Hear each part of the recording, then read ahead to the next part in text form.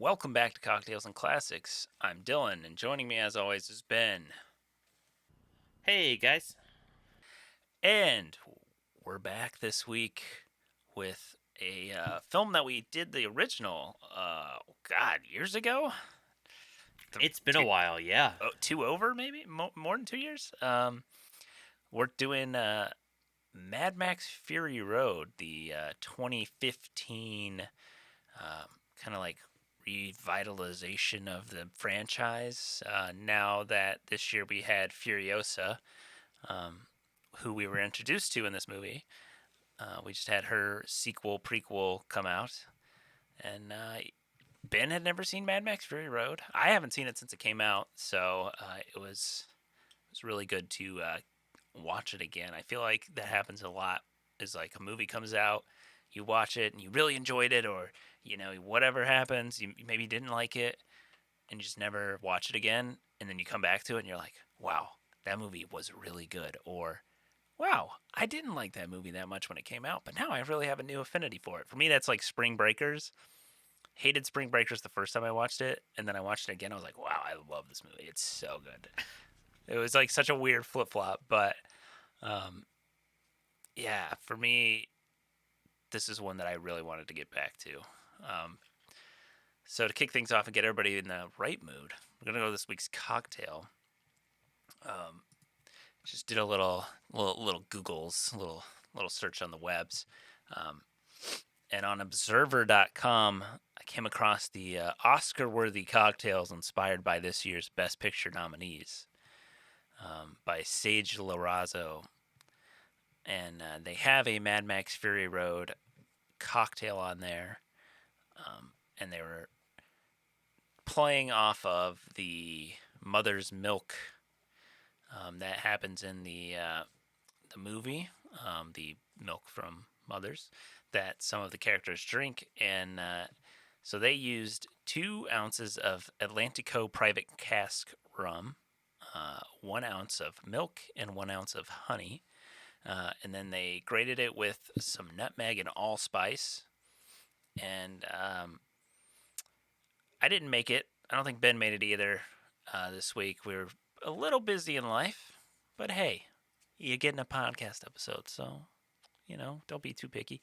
Um, but I want to say we've made something very similar to this in the past, and I'm trying to think of what it was, but I'm pretty sure we've done milk and rum.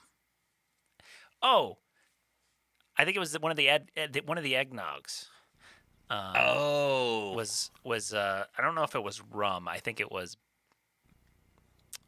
cognac. was it I was gonna say, yeah. Um, but I mean, this sounds delicious. I love rum. I love honey. Milk, I could give or take, but um, I'm a grown adult. I don't really drink milk I'm unless it's in always coffee, like a latte. But I'm always kind of like hesitant when it comes to milk with alcohol in it. That to me just sounds I don't it's know. giving curdled vibes. Yeah, Just the word milk or curdled. curdled. um, God, yeah, that's like there was a tweet the other day that was it was like the villain's about to be really good when they bust out the glass of milk, and it had like the girl from Get Out. It had a fucking the dude from A Clockwork Orange, and a couple other characters, and I was like, oh my god, because I always comment because my mom drinks like glasses of milk every day, and I'm like that is such like a boomer move to just drink milk with like a meal. Yeah, I don't drink milk as like every once in a while, like there will be times where I'll have like just like not even like a tall, but like just a short glass of milk, and every once in a while, like I'm like, yeah, okay, this is good, but Like it's very rare. I was gonna say, like a chocolate milk every once in a while. It's like That's when it hits, but just but I never like do a it with whole meals. milk. I've never I ever since I was like a kid, I remember that being like a big like school thing, and then I remember after that never doing it again. If you want to get yourself some Atlantico private cask rum and make this cocktail, you can hit up the casker links in the show notes below. Make yourself the cocktail and send us a picture. Let us know what you think of the Mad Max Fury Road over on our Instagram at Cocktails and Classics Pod. And you can watch Mad Max Fury Road as of recording. It's on HBO Max. So many Maxes. I feel like I'm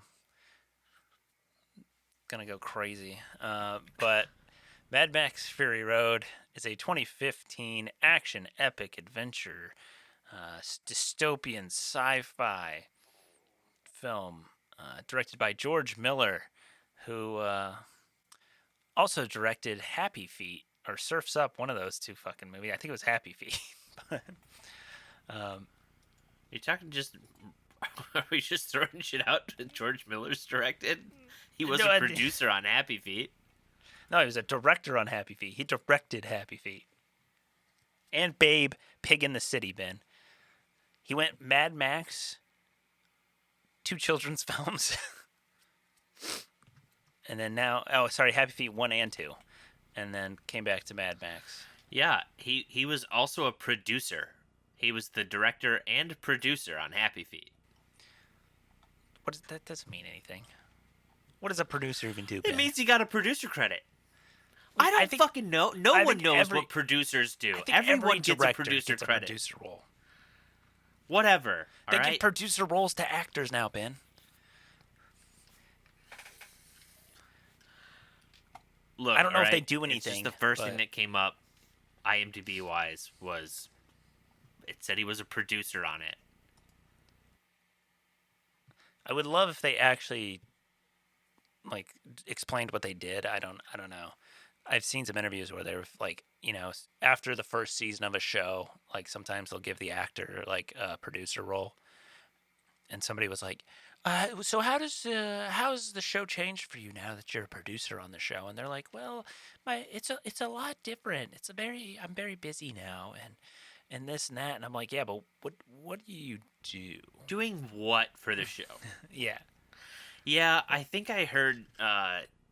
I can't remember where I heard something or this said, but it was said that was like the basically anyone can get you can get a producer credit for doing pretty much nothing, and it's how most of Hollywood pays their mistresses.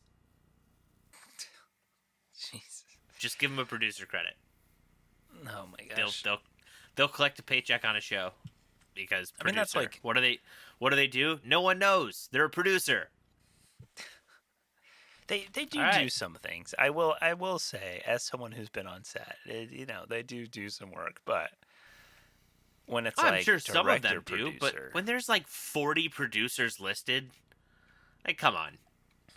Yeah. What do we actually need like 80 producers for? Exactly. Cool fact about George Miller, I don't remember if we talked about this during the first Mad Max, is that I don't know how much of it they had filmed, but was set to direct a Justice League movie in the 2000s. Interesting. Yeah, I think it was Justice League Mortals was the title. I can't remember the entire cast. I know Armie Hammer was slated to play Batman. This was pre-eating people, obviously. Funny enough, Hugh Keysburn, I don't know how to pronounce Keysburn. He was a Morton Joe in this movie. He was also in the first Mad Max. Yeah. He was going to be, I think, Martian Manhunter in the movie. Interesting. He was slated to be in it. I think Common was going to be in it. Common was playing Green Lantern, the Jon Stewart version. I can't remember the entire rest of it. I'd have to look at it. But, yeah, I guess, I think it was right around the time of the was there a writer's strike in '03 around that time? Yeah, I I think think so. once the writer's strike happened, it just kind of disappeared, and then once the strike ended, they never went back into shooting. Man, there's like so many movies that I would just kill to see That's one of those that time got machine killed. movies that, yeah, that's one of those time machine movies that I'm like, you know what? I kind of would have liked to have seen what he would have done, especially after watching this movie and doing some research and finding out that um, George Miller wanted to make this with Mel Gibson back in like 2003. Mm. I mean, obviously, things would have been drastically different with the fact that they couldn't have done much of the same things, Yeah. VFX and everything else wise. But I mean, after watching it, I'm kind of like, man, maybe it would have been pretty fucking cool to see his Justice League movie. I'm not gonna lie, it seems like it would have been kind of cool. Um, I I did see a video where somebody was asking like Quentin Tarantino about this movie or like the best movie he'd seen in 2015 or whatever. And so he was like, "Yeah, like I put off for so long like I never wanted to see the Mad Max Fury Road movie because they didn't cast Mel Gibson and how can you have Mad Max without Mel Gibson?" And then I guess he was like eventually he ended up getting like a print of it cuz he watches like, you know, 35 millimeter at his yeah. house or whatever. And he was like, I ended up getting a print of it for the weekend, and I watched it 3 times that in that weekend. Like I loved it so much. He's like, Tom Hardy's pretty good as Mad Max, but like, could you imagine if it was Mel Gibson? like, um, but I mean, it is. It doesn't really affect me in any way. Like I'm not that attached to Mel Gibson as Mad Max. Well, I think the one thing is we only saw the one Mad Max movie. Yeah. Unless you went through and I never went through and watched the I wanted to. I still haven't I gone think through I've and watched seen the other two. I think I've seen one and Um, two, and I've only okay. caught pieces of Beyond the Thunderdome. But So, I mean, you got to think of it something where you watch the entire series. yeah, people like Yeah, it would grew be up like with it. it would be like someone coming to us now and saying like, "Oh, by the way, we're going to do uh this new guy's going to play Indiana Jones or which Or Han Solo. oh, uh Somebody did play Han Solo, and I was fine. I liked Solo. yeah. It wasn't that bad. Yeah. Like Well, I think it's one thing too if it's like a prequely thing versus like this is I don't know. I'll be honest, you could have just called this like Fury Road a Mad Max story story. and called Tom Hardy anything else and I would have not known any Tom Hardy's Max never talks. And I'll be He honest, all the he actually flashbacky talks. stuff He talks more than I thought he did. um a lot of like the flashbacky stuff or like the visions then that he sees are those tie-ins to the other I yeah, remember him having was it a son or a daughter in the first movie? I thought it he was a has a son. wife and a daughter. I'm pretty sure. Was it a daughter in the first one? Okay. Yeah. Okay. I thought for some reason I thought it was a son in the first movie and I was like, "Who is this little girl?" I don't remember this. But okay, that does make more sense. But you could have told me this was anybody living in that world who is just haunted with like PTSD, and I would have 100% been like, yeah, okay, that checks out. Cool. It Um. also caught me off guard because the entire time, like, I saw Immortan Joe, and I'm like, is this supposed to be the same guy? Is this No. supposed to be Toe Cutter and like he's just still alive and he's like rose in the ranks, or is this just like I like this guy and it's been 30 years, so we're just gonna cast him again? I Uh. think it was I think it was the latter. I think yeah. It's just I want to work with my friends again. Um. Mad Max is a in a post-apocalyptic wasteland. A woman rebels against a tyrannical ruler in search of her homeland with the aid of a group of female prisoners, a psychotic worshiper, and a drifter named Max. Currently sits at an 8.1 out of 10 on IMDb, making it the number 181st movie on the IMDb Top 250. It won 6 Oscars. It's nominated for Best Motion Picture, Best Director, Best Cinematography.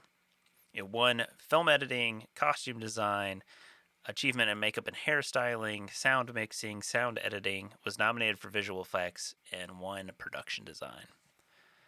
So literally every technical award it won besides visual effects. And then the fucking arch broke off my chair. I was wondering what the hell that was.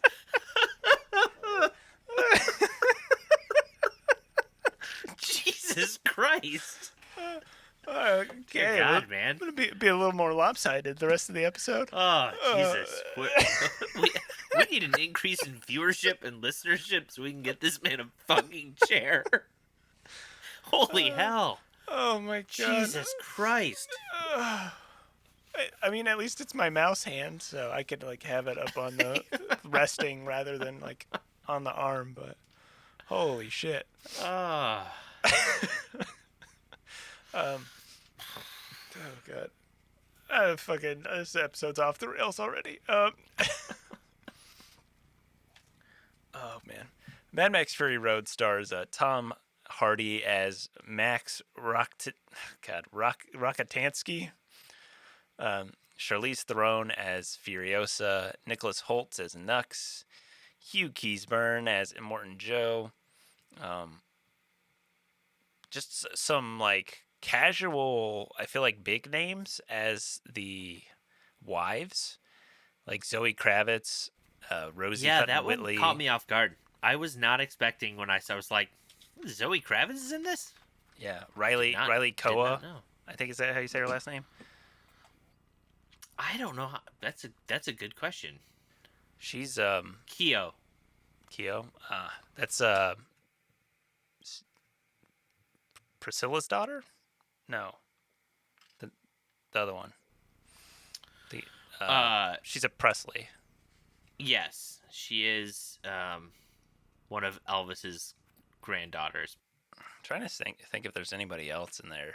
I feel like there's not really. I feel like this is one of those movies where the cast isn't necessarily the most important characters. I feel like Charlize Theron's character has the most the most time on screen and the most growth, I feel sort of. And I guess Nux has the most character growth. Yeah. But literally I feel like the point of this movie is that we're in a 2-hour-long action film. This has been, I know you're a lover of popcorn flicks, but I feel like this is just pure sit down with your popcorn and enjoy this crazy ride. This is 100% I'll be honest, I feel like most of the time I was confused as to what the story of what I was supposed to be following, and at the same time going, pretty fucking cool though. I don't know what we're doing, but all right, it's pretty dope. I mean, in essence, it's just it's kind of a feminist story of getting away from these oppressive leaders. These guys destroyed the world. The guy they're in control of guns, water, and oil. But then that is the little sprinkling of the plot, I guess. And then really, yeah, it's I would have loved to have been on the brainstorm session for this movie, or any of the idea stuff, because I can you imagine being in the room and George Miller's all right, so here's the movie. This Furiosa character takes a left turn when she's not supposed to and just drives, and then everyone's gonna chase her the whole movie. We've got this giant truck with like pole vaults on them, and dudes are swinging back and forth. There's a guy on the bottom. It's like a counterbalance system, and they're so they can lean over the cars, and then they have these They're javelins kind with of like grenades on them. teeter tottering over, yeah, hucking grenade spears at people. Yeah, like So the this to dude on the me, fucking guitar, like the okay, yeah, that one was odd. But you know what dawned on me like halfway through this movie? If you made this less sci-fi and like more set in real, like grounded real reality, this felt like an Indiana Jones movie to me. Like the okay. beginning, he's in like the temple-y area running through Oh my shit, gosh. getting chased. He's in like this foresty area. He gets out. And then like the entire time, yeah, like I honestly, when he climbs out of the and is like fighting the dudes on top of the war truck, you That hear felt John Williams' Indiana Jones score playing, and you're like, holy shit, this is just Indiana Jones with sci-fi. That's all this movie is. All we're well. missing is the fact that these girls are carrying some sort of mystical idol, and boom, you've got an Indiana Jones movie, and a damn good one. Hey, I mean, you did get a sci-fi Indiana Jones movie. Um, No, we didn't. I don't know what you're talking about. No one knows what you're talking about.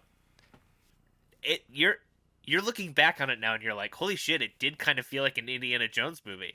well, part of the thing I was gonna say is, and I'll just say this up front, is like this movie's so freaking good, and like I feel like I forget how much I enjoy action and adventure movies. Like I'm hard pressed to think of the last like adventure movie that I've seen that I was just like, oh my Eh. god, like. But the way that you like never have a chance to catch your breath in this movie is so good. It kind of like I was thinking before, like it's kind of like Uncut Gems, where like Uncut Gems is just like constant like anxiety. This movie is like that, but it's constant action, and you get like a few seconds break at different points where it's like, oh, Max blacked out, so let's just find a way to get to the next scene. Uh, but like you don't know where you're headed or what's like around the corner. The premise is just like so simple boiled down. Like it's just a big chase scene. It's a cat and mouse chase movie, but it's like so engaging. There's this whole deeper meaning if you want that, and you're looking for that plot and that meaning. It's there. Uh, but like you're just rooting for like Max and Furiosa and like the girls, even though you don't really know anything about them, you don't really know their backstory. It's just purely like good versus evil, and it's like I don't know. I don't know anything. Like I can't think of an adventure action movie that I've seen lately that I was like, wow, that was so good. The journey was worth it. You know? Yeah, I think there's a and I think Scorsese kind of mentioned this with the Marvel movies. It's like they're not cinema. Well, you know what? Sometimes I just want the entertainment aspect of it. This is like in the Top Gun sense of things, where it's like this movie's 2 hours and it's just fun. I could rewatch it and just have fun rewatching it. Like have to really I don't have to sit and think through a bunch of stuff. It's Furiosa basically left with these women. They had this plot. They're not going where they say they're going. They're gonna go find this oasis to escape to and be free. Cool. Now, like you said, it's a 2 hour chase scene. Yeah. Awesome. Cool. I don't need to know anything else. I don't really want it, whatever else that happens, cool. But, like, I just want to sit and just enjoy it. Watch. I want to see Tom Hardy do cool shit, like, beat someone up with a car door or use the chain that's wrapped around him to fuck somebody up. That's all I want to see. And you know what? That's fun. Cool. Let's just do it. I don't know why people thumb their nose at movies like this. Yeah. Like, yeah, you know what? It's entertainment. And sometimes I don't need uh I don't need this masterclass to be entertained. Sometimes I just want to see some dude throw a skull at some other guy. Cool. That sounds fun. I want to see some weird dude playing a fiery bass guitar while being moving like Vanessa Carlton in the Thousand Miles video, but on cocaine.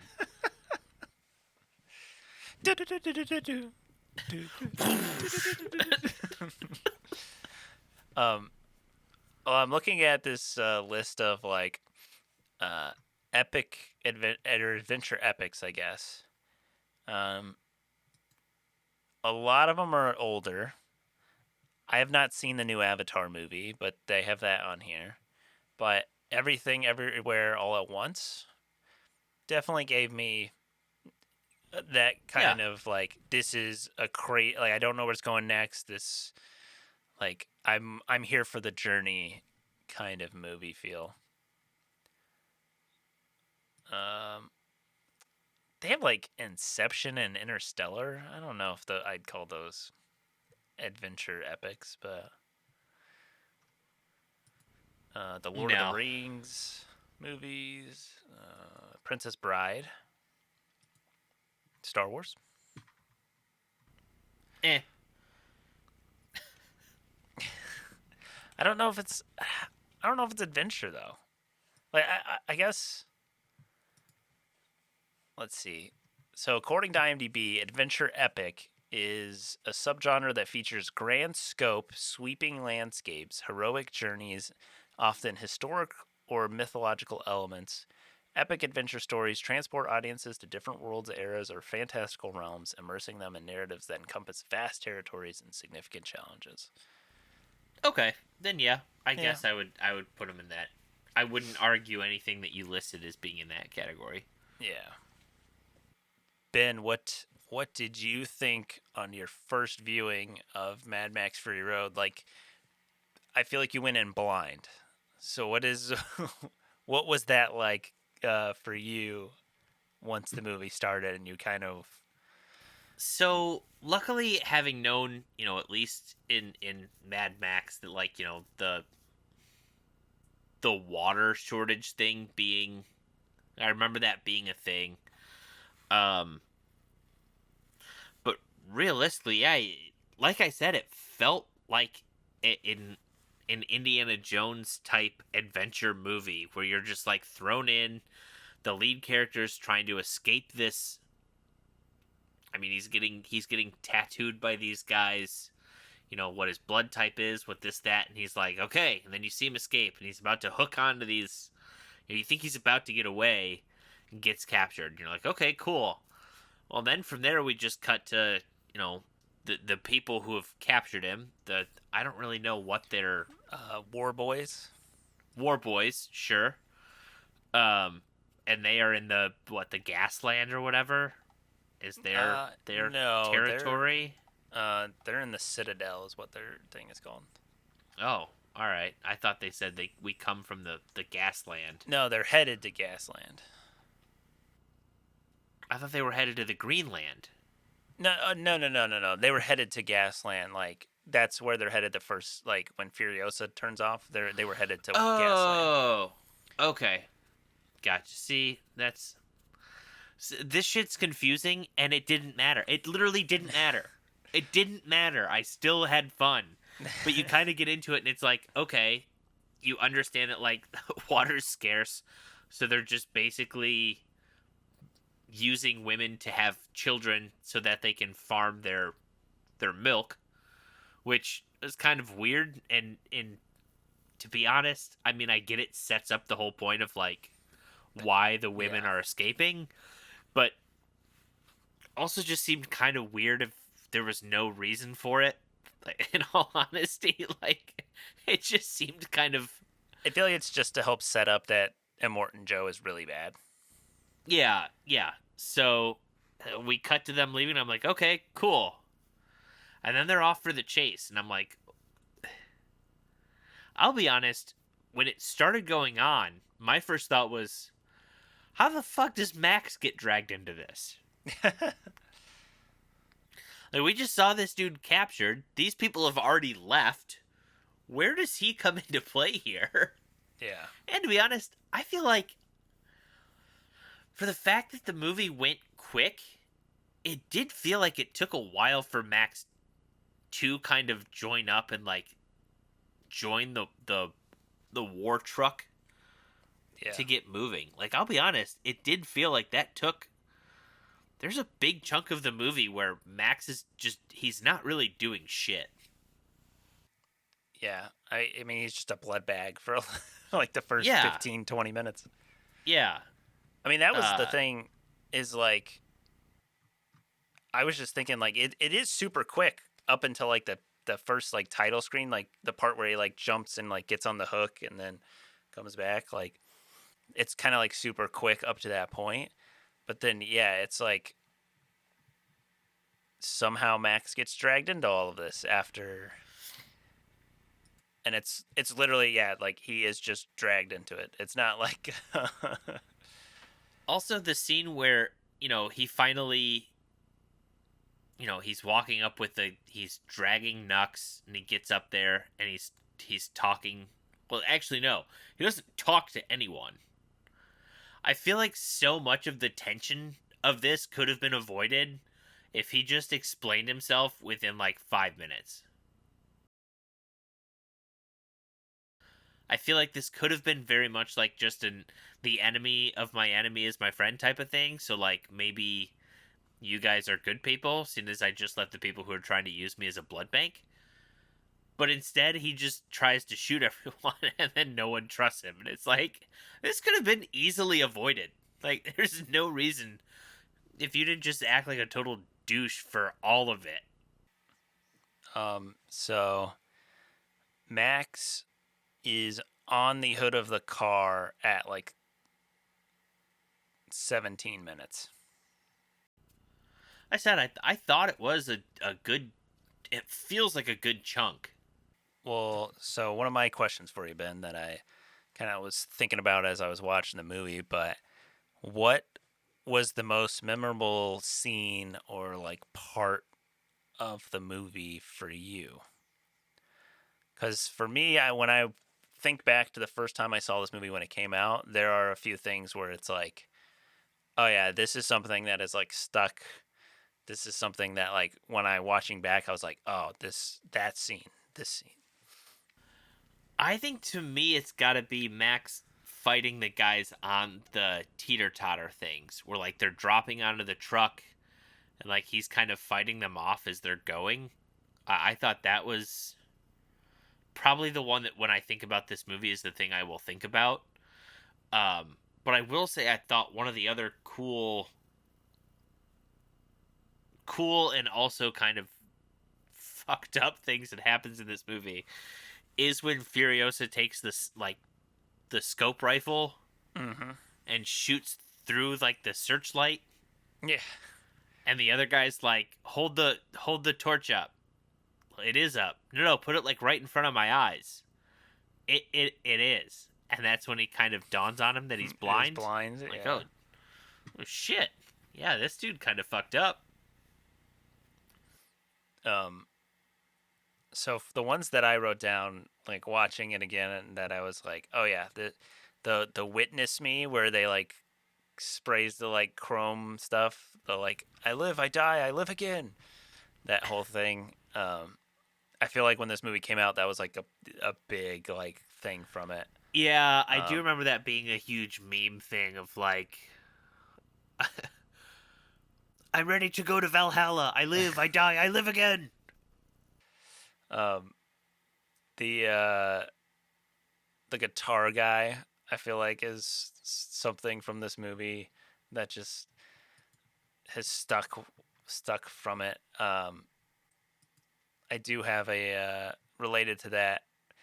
The number one like loved review on Letterbox is it's from, I'm gonna butcher her last name, Ayo Edebiri, the girl from The Bear.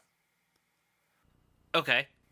She's like really big on Letterboxd, reviews a lot of movies, but she she wrote a review for it, uh, and said, "Obviously, everyone knows this movie is really hard for me to watch. As in 2009, I lost my virginity to the Doof warrior who plays the flaming electric guitar. I don't like to talk about it publicly because it was one of the worst breakups of my life. It's just hard and strange. They say you don't really live in LA until you see someone you slept with on a billboard. But what about when the doof warrior who you lost your virginity to absolutely slays in Mad Max Fury Road? What then? Where do I live then?" Realize I might be getting off topic, but I think this is actually just a testament to how good this film is. That I can still watch it even though someone who I truly cherished and who I thought cherished me back but ultimately only wanted me for my body is in it. Everyone else is good too, I guess. Jesus Christ. God, I keep like trying to put my hand down to like uh, to like sit up in the chair and just doesn't exist. Oh, Oh God. whew. That is a that is a crazy review. Well, she's a Is it comedian, so. Is it factual? That's what I want to know. Do you really just put yourself out there, or are you just making shit up for the memes? Either way, the props. there's a comment, "Is this real?" And then she responded, "Isn't everything?" Jesus Christ. Oh man. Um, Oh my god. Yeah, the dudes spraying themselves, the dudes huffing paint before they go into battle was just kind of fucking weird. Um, yeah. it reminded me of the scene of Always Sunny in Philadelphia, Oh my where god. where Charlie first writes the Dayman song, and they go to sing it, and his mouth is just covered in silver paint. That's just all I thought. Oh, like, what is this dude doing? Um, I feel like the other one for me is that like sandstorm when they enter that, which felt a lot shorter this time from the first time I watched it. I remember it being like a bigger thing, but like they get into the sandstorm and then just like hell breaks loose. It feels like like Yeah. one of the cars gets like sucked up into the tornado and just like explodes and shit. Like it's a sandstorm with a tornado in it. Plus there's like lightning. It's really just hell on earth in there. And I was trying to figure out, as you know, obviously, if I were giving this a mock review, 0 out of 10, there is no road. Uh, this movie promised road, delivered no road. That was my thing when I first saw this. I was like, oh, maybe that's like if you veer off of the path, this is like whatever happens. And I was like, well, wait a minute. There's really no path. There's just driving through sand. So I don't know what this is supposed to be, but all right. I'm trying to think back, and I'm just like, this might be one of the. So one thing they don't have at the Oscars is they don't have stunts, and they should really add stunts because this movie I feel like would have won hands down because there is, obviously some visual effects like there is in every movie nowadays. Like you do as much as you can practically, safely, and then you spice that up with a little visual effects. But like just some of the crazy, like we're talking about the dudes like teeter tottering, pole vaulting over their cars, and just like cars flipping, cars like blowing up, dudes with flamethrowers. The fucking guitar dude's got a flamethrower on the end of his guitar or whatever. Like there's like so much shit and pyrotechnics, and it's a visual feast. To use a phrase that I feel like is used all the time. It like we talked about. I feel like you sit back with popcorn and you just absorb what's happening. It may take a minute, and you may have to go back and be like, "What just happened?" But like, yeah, it's it's crazy, and it's so good though. I just love that. George Miller was so willing to use more practical. Like this could have been so, I guess, so much more VFX heavy than it was. Hmm. In a sense where I still don't think they could have done it in 2003 to the way that they did it now. Yeah. But at the same time, I think they could have done a good bit with it that it would have been good. Uh Another thing that I feel like, you know, we kind of talked about the epic adventure stuff. I feel like some movie, like, when's the last time that a movie of this scale, of this grandeur? I think the other thing is that this was shot in whatever, like the Nambian desert or whatever. I feel like they don't do as much on location sometimes, and I feel like for this movie, the desert is as much of a character as, you know, Furiosa or Mad Max. Like, the elements of the world are harsh at their core to begin with, with the water shortage and all that. And I just feel like, some of those other like epic movies that we've seen and have experienced, like The Lord of the Rings. A lot of that is, shot in New Zealand, and we see the environment, we feel it, and then you get some, and it's like they do it like a green screen, or the LED it, screens that they have now, and it's kind of just like, or it's a sound stage and it's kind of obvious that it's at a sound stage. yeah, like I feel like you don't get as much, like it doesn't feel as real, it doesn't feel as epic. And I mean, it is hard sometimes when you're doing stuff at this scale, like, money, logistics, yeah, Yeah. or I if you're think there's something slightly out of reality, sometimes it's hard to do, especially in like, well, and it's a thing too that I think of like uh being that, the comic book nerd that I am. I look at like the first Tim Burton Batman movie. You know, if you watch that movie and you notice that it kind of seems like downtown Gotham's like the same thing, well, yeah, it is, but they literally built that facade in London at the studio, but like it felt so big and grand versus just. I think sometimes movies now use like, oh, we need this to be a city, we're just gonna film in this other city. And it's like, yeah, I get it, but it sometimes, like being that I've been in Chicago for, you know, for this show for the past 2 weeks, and you drive through and there's times where I'm just like, I'm in the Dark oh, Knight. this does feel like a Nolan, like it feels like Nolan just went here and pointed a camera. I'm like, oh, this looks super familiar, but it doesn't feel,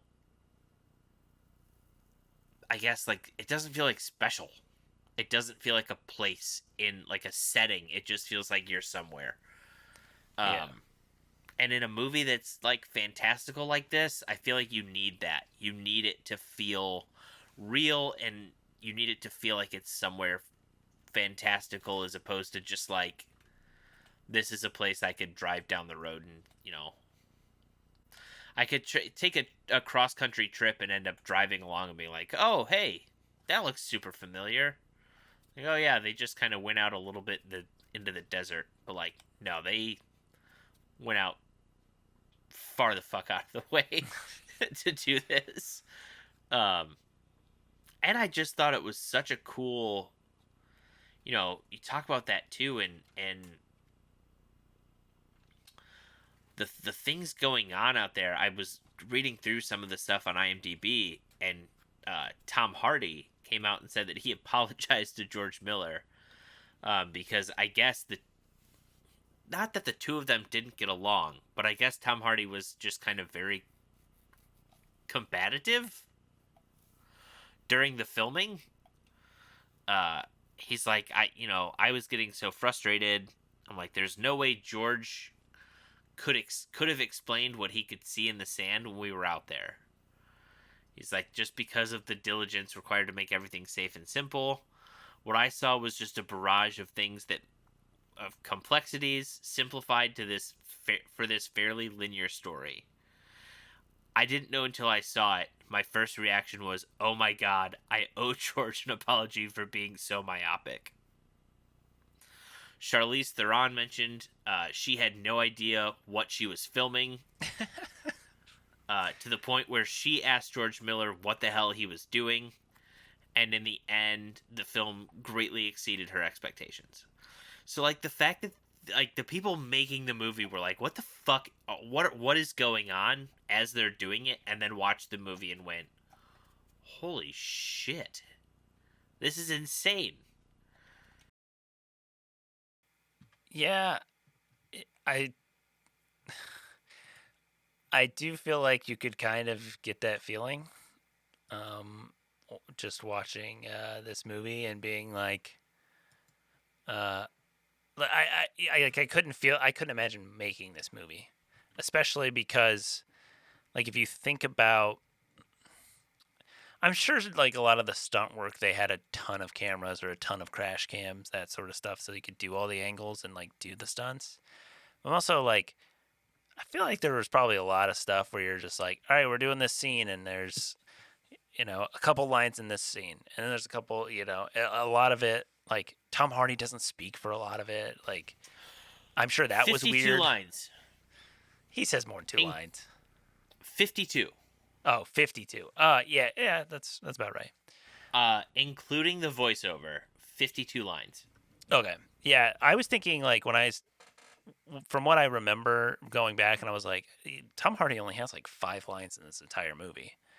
Uh, he did speak a little bit more than what I remembered, but yeah, I do remember that being a whole thing. Was like, one, you can't really hear what the hell he's saying because he grumbles, like that's just Tom Hardy, but uh, at the same time as like he just also doesn't talk at all.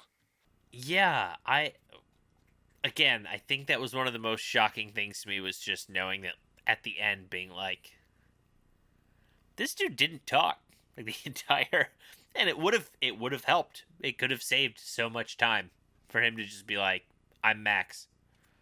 I was kidnapped by these, like, what, we're trying to escape. Oh, cool. I was kidnapped by these people. Can I also escape with you?" Okay, cool. Well, and part of it I feel like is, I mean, whatever he tells them, like, are they gonna listen? I feel like at that point in time, and it boiled down, it was I kind of mean, just I don't like know, when the you're girls dragging a versus dude that men. you're, yeah, but when you're dragging a dude you're chained to who's one of the bad guys and connected by a blood tube, I feel like that's pretty viable evidence that you're a prisoner But I think the other thing being was, used for blood. I think the other thing though is that they kind of like allude to it, maybe, is that like, he was out there with all this sand and stuff, and I just like, I don't know if he can talk at that point. Like his mouth is so dry because he immediately goes to like drinks a ton of water or whatever. Yeah, that's true. I'm That just could making be. excuses, but All right. You know what? With how crazy shit is in this movie, I'll buy it. I'll allow it. well, what did you think of the thing I was kind of thinking? Like, what did you think of the ending where it's like, oh, we did all this and Max helped us save it, and now we have kind of this paradise again, and he just leaves, and you're like, all right. It definitely feels like this was a setup for another one, and I'm surprised I haven't heard anything about. Well, Furiosa didn't do as well. Um, so I think part of it is they're probably maybe pushed it way back if they were gonna ever do one, just to see how it does on like streaming and stuff. But yeah, Furiosa didn't do as well in the box office as they wanted. I'll be honest, I feel like that's like saying we're gonna push the Star Wars movie off because you know, because Solo didn't do as well. Yeah. It's like, well, you made a spin-off about a character that, not even that, you made a spin-off about a character, called it, used a Mad Max saga in it, but like I don't know. I also just kind of hate when they prequel a character who, it's one thing when it's, there's mystery in that involved with this deep thing, but this, so we've talked about how this was an action fun popcorn type flick. It's shallow. It is just shallow movie. Most of the characters are not, I would say they're not shallow characters. But when the plot to a movie is this shallow, I feel like it's hard to then take a character and do an entire prequel movie about them. Yeah, and it's also like I feel like it's one of those things is like, do we need a prequel for this character? Like, I don't know. Well, especially because we get her story, right? Part of Like, we're it. told by her she was kidnapped from the Green Place and taken to the Citadel. So like we know the beginning and we know where the movie's got to end, because at some point it gets to the point where she's still there as a uh she's kind of a higher up, Yeah. I believe, but it's She just like like a what, Imperatus? What is her thing? I forget what. I think, yeah, I think it is Or Imperatus. no, Imperator. That might be it. Yeah. I can't remember what exactly. I wish it would. It says on IMDb it's an Imperator. I know, I'm on the Oh, Furiosa page where it just lists Anya Taylor-Joy as Furiosa. It doesn't list her. if you She doesn't have the title in the prequel. are you Uh, on Letterboxd no, just or IMDb. IMDb? Oh, okay, yeah. Um, yeah, I don't know that you can do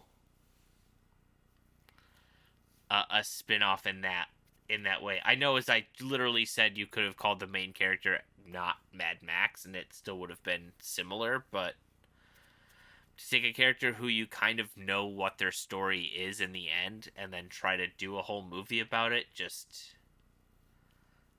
I don't know. It is weird. Like well, didn't Solo come out after the seventh Star Wars movie? Maybe, I can't remember.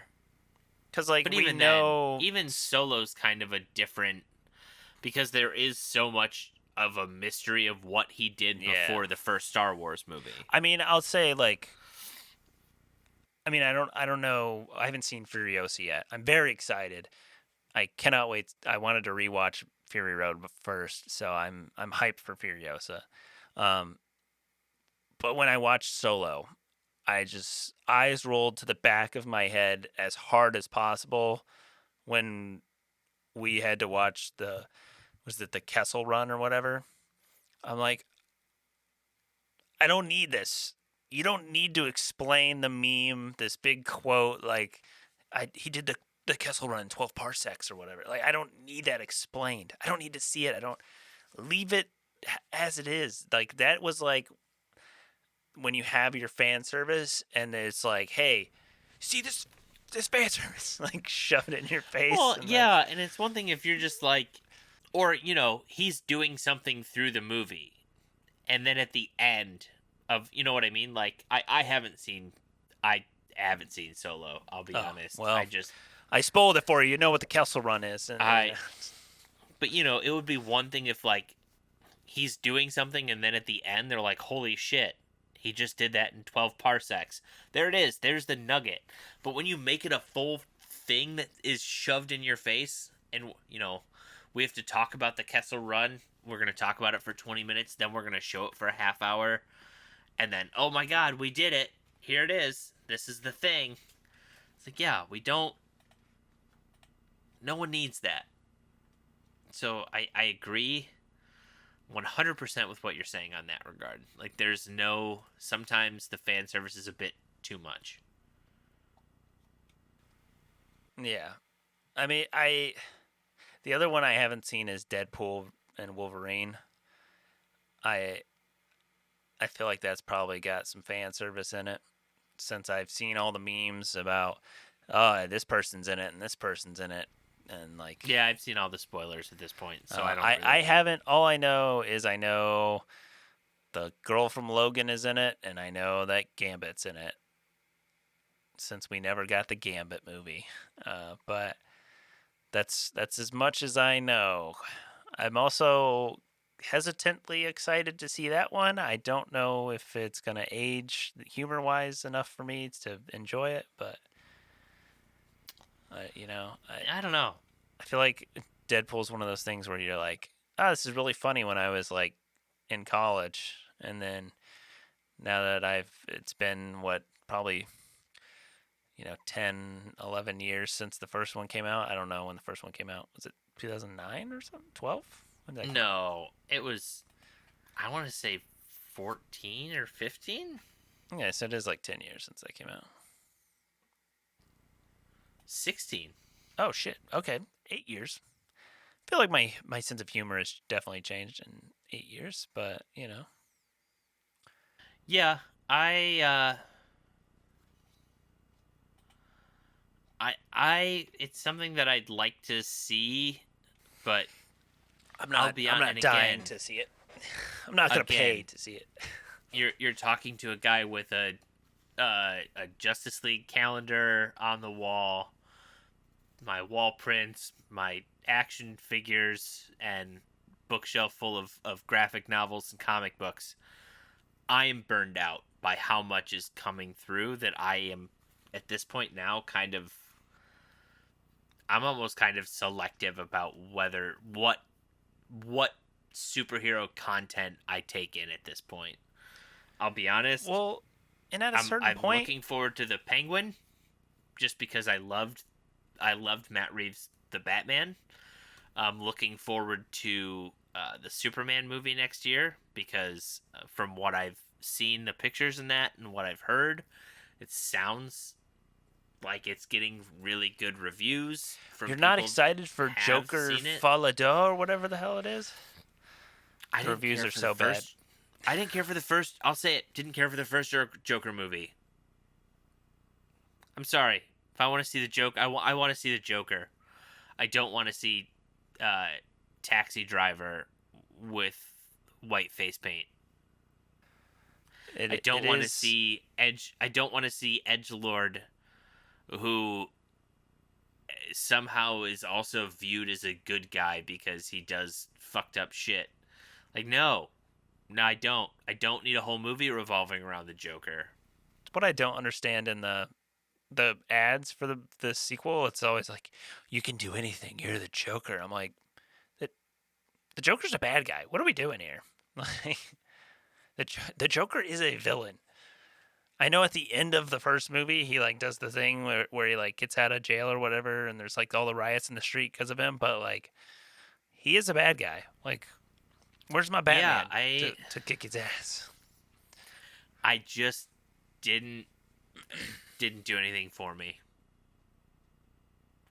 It's just one of those things. So yeah, at this point now, yeah, I I'm did. pretty selective, which is sad. I saw something the other day. I don't remember. I don't remember if it was a tweet or like a Reddit post or something, but somebody was talking about um, like oversaturation of like people like these companies are like killing their IP basically.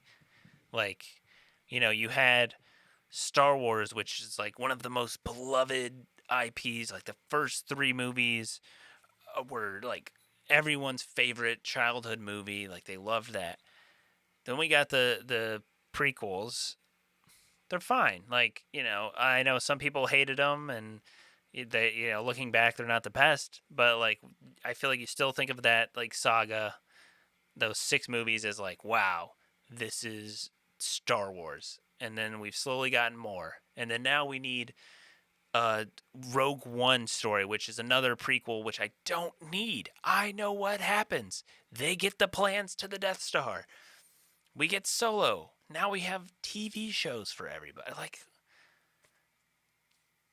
I'm sure there's Well, stories to tell in this world, but think of like, it this way too.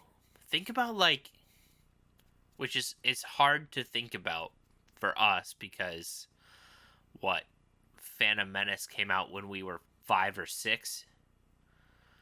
But like, yeah, I remember somewhat before Phantom Menace came out, how big people still like how big merchandise and everything else still was for Star Wars. That it was such a huge thing when Phantom Menace was announced, and then after, what was that? Was that Revenge of the Sith? Was the last one of the prequels? I remember after that came out. Even then, 5, 6 years later, I mean, George Lucas, if anyone came to him with anything and he wanted to put a Star Wars logo on it, it would have made money. And now it's just the point where people are so burned out that it's just like, eh. yeah. Well, They don't and it's the need same more. with They don't want more. it's the And same with Marvel. It's like, Yep. who watched She-Hulk? Who I don't know a single Oh, I person that know I've people who did and people who enjoyed it. My thing is just I I can't tell you after I think I watched No Way Home. Maybe I saw Doctor Strange on like Disney, but after I don't have the mind strength to keep up with a million different things going on. well, and it's all important though, Ben. Not And only are that's you the thing. not only do you have to watch the 32 movies we're at or whatever now, you got to watch the 6 All television of the TV shows shows. Yep. Yeah, because that's the thing. if you God didn't forbid. watch Loki season 2, you won't know that the Tesseract did this and that, and it's like, dude, what the fuck? That's what I'm kind of interested to see with the Penguin series coming out. And unfortunately, it sounds like it's still 2 years out from seeing another Batman movie from Matt Reeves. But Well, I'm curious. did he make the Penguin? I think he was a producer on it, Uh, and no, I think he actually like was like a story. Like, I think okay. he had a lot to do with like the story and everything like that. But he wasn't like the showrunner on it. Okay. I think he might have been like an EP. I'm excited for Uh, that. I am a little but upset that it's I'm not. curious to see if it's something that when the next movie comes out, if it's something you need to have seen, or if it's just filler content for you to enjoy. Yeah. Because I'm fine with that. I'm fine with if people want to tell more, more stories in a whatever universe. Cool. That's cool. Don't make it mandatory to follow a main, don't put out a trilogy of movies, but between 2 and 3, you have to see, 4 different TV miniseries to follow what's going to happen. And if you don't, you go to the third one, you're not going to know what's going on. It drives me nuts when comic books do that. Oh, you want to follow this main event going on in the books? That's cool. But understand, every other panel is going to reference a different comic book that you haven't read. So now you got to go buy 40 other issues of comic books that you don't know, you haven't followed, because if not, you're not going to know what's happening when we get to the end. It's like, Jesus Christ. Can't people just tell stories without everything being a goddamn cash grab? Is that so hard? Um, Welcome to my anti-capitalist podcast, where we come to you complaining about the fact that people are making content that is required viewing for shit that I don't want to have to pay for. um, I'm excited for the Penguin, but I'm not excited that it doesn't release all at once. I mean, I know we talked about when we watched Band of Brothers, we were like, hey, it's nice and refreshing to be able to, like, Have that? watch it each week. But then it's like, that means I'm just committing to watching, uh, the last episode doesn't come out till November. So if I really love this, I'm going to be watching this show for 2 months. Like, that's rough.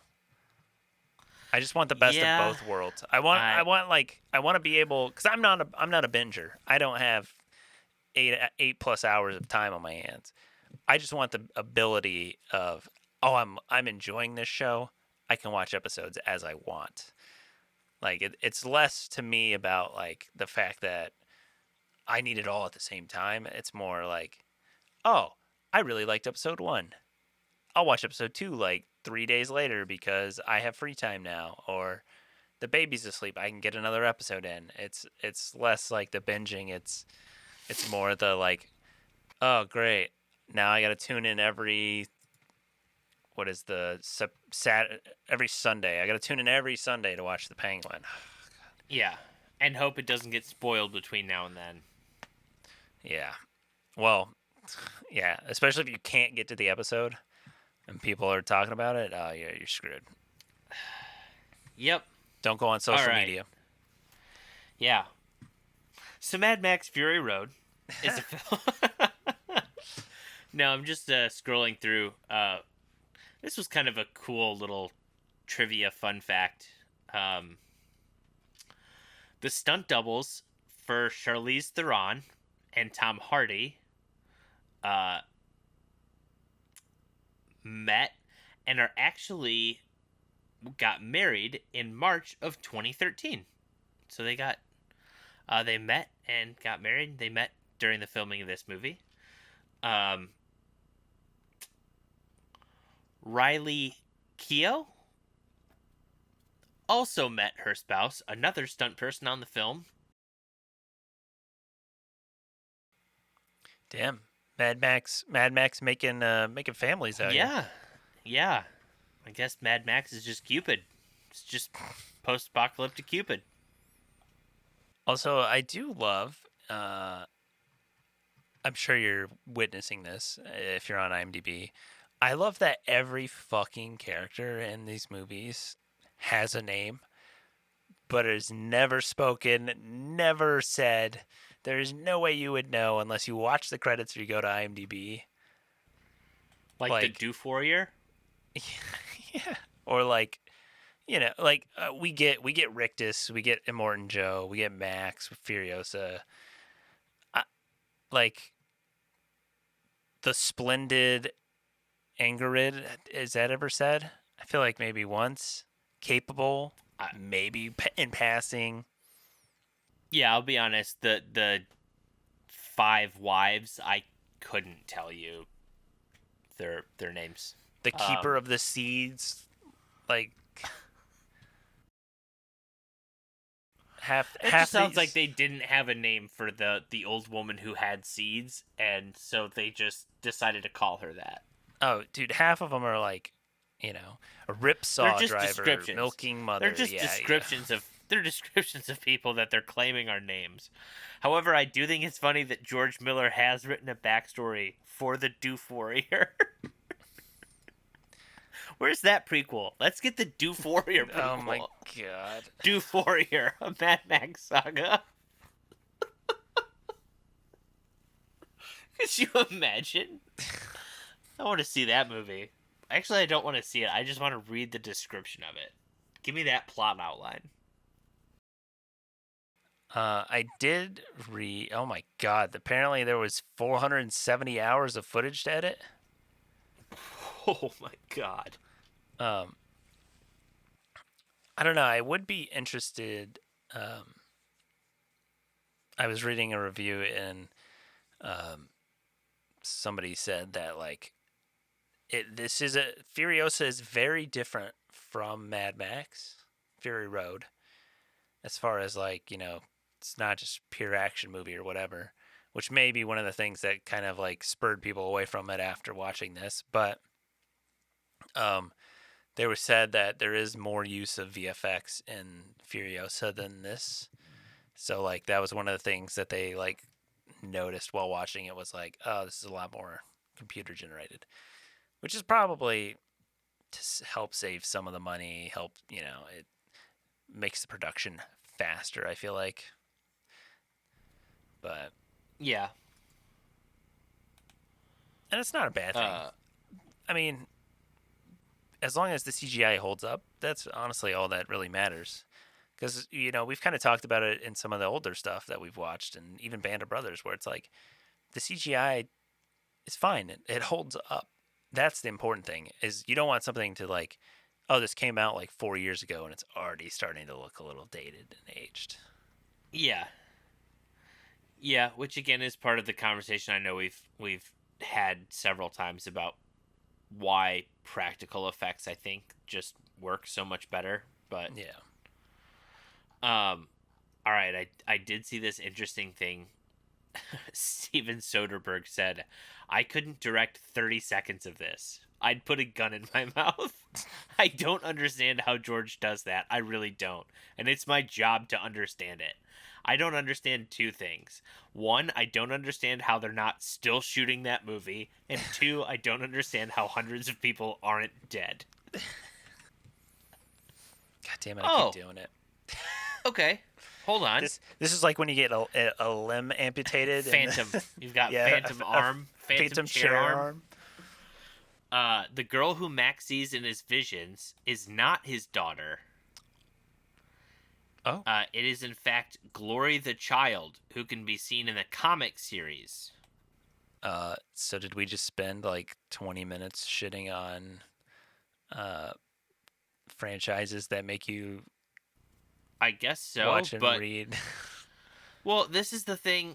So, in the backstory, Max was saved by a mysterious woman when his rebuilt interceptor was stolen from Russian bandits. What? Since when does it matter what country anyone's from? Whatever. Who left Max to die. Max agreed to help her rescue Glory from the sunken city. Max found and rescued Glory and took her to her mother. However, tragedy struck when the pursuing buzzards ran over Glory and her mother. Max buried them. Basically, it sounds like there's a whole bunch of backstory for a character that, again, I will say the difference is me not knowing who that little girl was did not affect me watching this movie. Yeah, I mean, honestly, I I was okay understand. just assuming it was someone that Was close when to I think Max. yeah, and I think they say in like the overview or whatever that he's haunted by ghosts of people he's tried to save or something. Yeah. So like okay, it's a little girl he tried to save or it's his I don't know. I mean, that's yeah. Like it's a dude who's haunted by the ghosts of his past. Yeah. That's easy. I got you. I had seen this film, but Ben had not. So you're gonna get a fresh Goob Squad rating from Ben, and then I'll give you a nostalgia rating and an updated rating after seeing this movie again. Ben. Yeah. This this was a hard movie to rate because I really enjoyed it. I thought it was well made. But it's not like a deep thing. It's not like this big story to follow. Like I said, it reminded me of Indiana Jones for some reason. I think just the adventure-y sequences of it and the fact that it seems like it started in a jungle-y type setting and then transitioned. But two, it reminded me of the feeling of like a Top Gun type movie where it's like it's fun to watch. You can just kind of zone out and enjoy it. Um, so it's hard because if you don't like those types of movies, then this isn't a movie that everyone I think is universally gonna love. Um, I personally, I think I would put this at like an 8. I'd give it an 8 out of 10. I enjoyed it. I would rewatch it. If anyone were to tell me like, "Hey, uh, you've just we want you to sit and watch Mad Max again," I'd be like, "All right, cool, yeah, let's do it. Throw it on." This is just a fun. It's a fun movie. I love the fact that it's so quick. One, I think the fact that there's not a ton of story to go through, and the fact that you're just kind of you're going. I mean, you basically get in a car and just put your foot on the gas pedal and push it until the movie's over. I think makes it feel like a quick movie that's just it's a fun ride. If you're a fan of action adventure movies, or as I tend to call them here, if you're a fan of a good popcorn flick, this is more than worth the watch. Uh, if that's not really your vibe or your genre of movie that you enjoy watching, then yeah, maybe skip it. But overall, I really liked it. Going in, when I first saw this is the beauty of like having a letterboxd or IMDb, is that I can actually go back and look when I rated a movie. So when I saw Mad Max Fury Road in 2015, I gave it a 8 out of 10 on IMDb.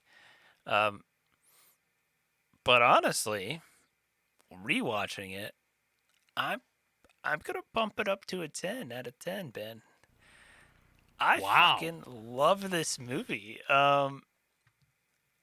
Like I said, it is so good. I love the action adventure films. And one of the things that's like I'm just trying to think about like in terms of craftsmanship of a movie. Like I'm hard pressed to think of another movie off the top of my head that was made like this is probably one of the best movies ever made as far as like how much is caught on film. Obviously there is some computer generated stuff, but like they made this world. We feel like we are in the Mad Max's dystopian landscape. Like they transported me to another time and place in this movie and I felt that it was that. And like the stunts, shout out to the stunts department on this movie, and like oh my god, like the it makes this movie. And part of the thing I'm thinking of is also like how interesting this movie is for what we've talked about, like how simple of an idea it is. It's a 2 hour cat and mouse chase movie. How do we make a car chase scene interesting for 2 hours? Like, yeah, like, I mean, I've seen the early Fast and the Furious movies, but like when I think about them now, I'm like, would watching like a Fast and the Furious 9 be as interesting as Mad Max Fury Road if I go and watch that? I don't know. That'd be something to check out. I'm sure they probably try to explain a little bit more and have a slightly more plot, maybe, and maybe that's what takes it away. Maybe the beauty of Mad Max is that we understand it's good versus evil, and we're just along for the ride of this chase. Boiled down, human nature will be like, "Hey, I'm in. I don't need you don't need to explain all of this backstory. It's fine." Um, yeah, I don't. I'm honestly kind of surprised this movie didn't win more Oscars. I feel like definitely it probably wouldn't have won Best Picture. Like, it just doesn't feel like a Best Picture movie. Um, but I'm surprised it didn't win visual effects or like cinematography or direction. Like, I mean, you have Steven Soderbergh being like, I couldn't direct it. I Yeah, could make some. that's a pretty big like. Maybe this should have won a director nod. Yeah, but yeah, I don't know. It 10 out of 10. I I could watch this movie again and right now, if I'm being honest. Will I? Probably not. But I could. I feel like it's one of those movies that, and maybe it's just because I hadn't seen it in so long. It's because I hadn't seen it in almost 10 years, where it was like, damn, I forgot how good this movie is. But um, yeah. If you haven't seen Mad Max Fury Road, highly recommend it. Like, watch it tonight if you haven't seen it, because you're missing out. If you enjoyed this episode, don't forget to rate and subscribe. Check us out on Instagram at Cocktails and Classics Pod, and over on our website, www.cocktailsandclassicspod.com. Sign up for our newsletter on the rocks and get movie news and trailers and podcast updates and everything right into your email inbox. And share us with your friends and family. Check us out next time. And as always, watch responsibly.